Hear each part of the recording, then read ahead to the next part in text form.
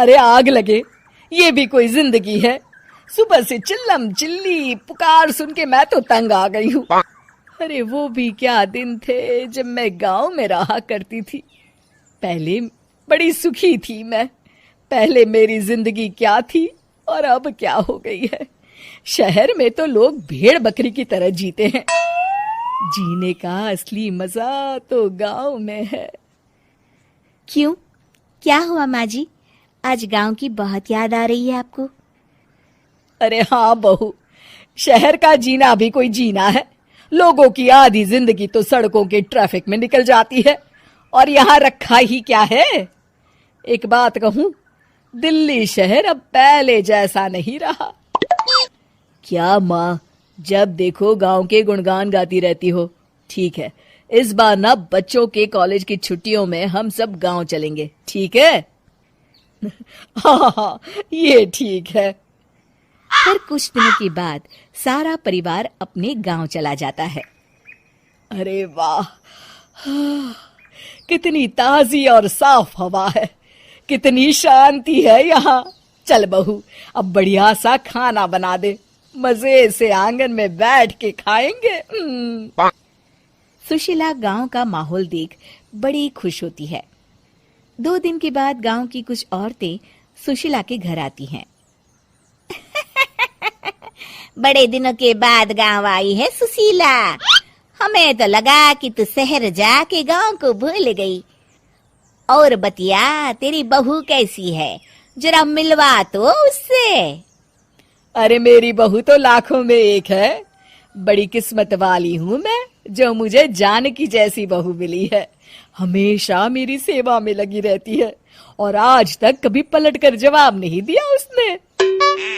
सुशीला की बातें सुनकर सभी औरतें हंसने लगती है।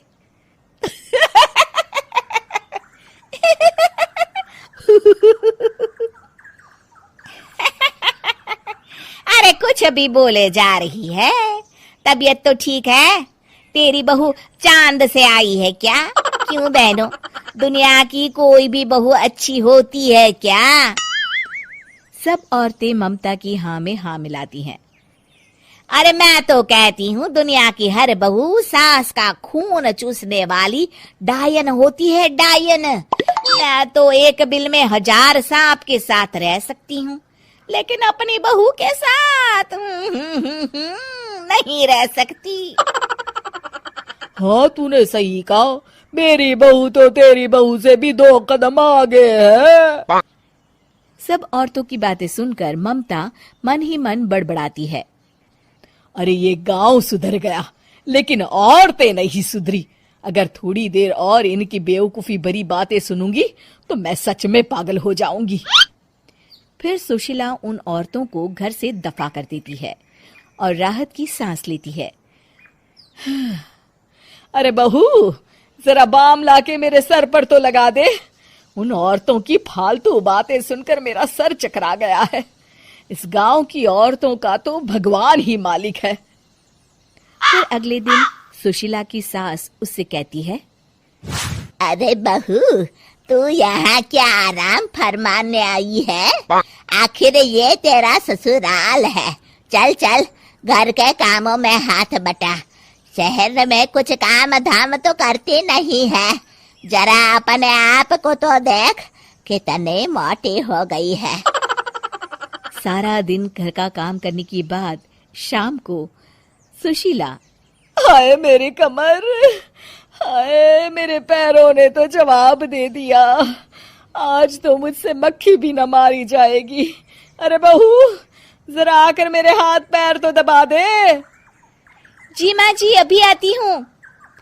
तभी सुशीला की सास जानकी को रोकते हुए कहती है, अरे रुक जा बहू, एक दिन काम करके इसको इसकी नानी याद आ गई।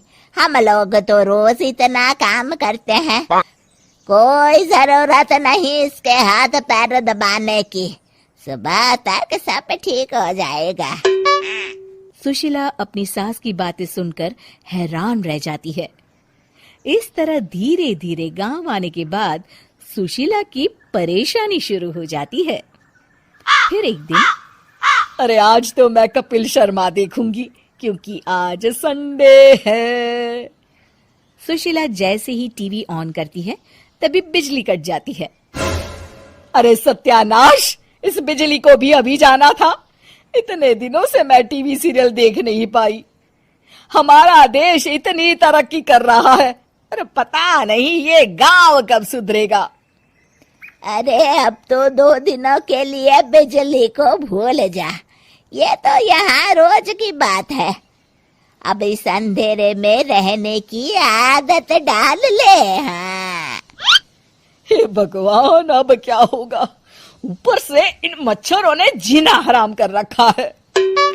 दूसरी तरफ घर के काम कर करके और बिना किसी सुविधा के सुशीला तंग आ जाती है और उसे शहरी जीवन याद आने लगता है। क्यों माँ, मजा आ रहा है ना? अरे आपने ऐसी सूरत क्यों बना रखी है?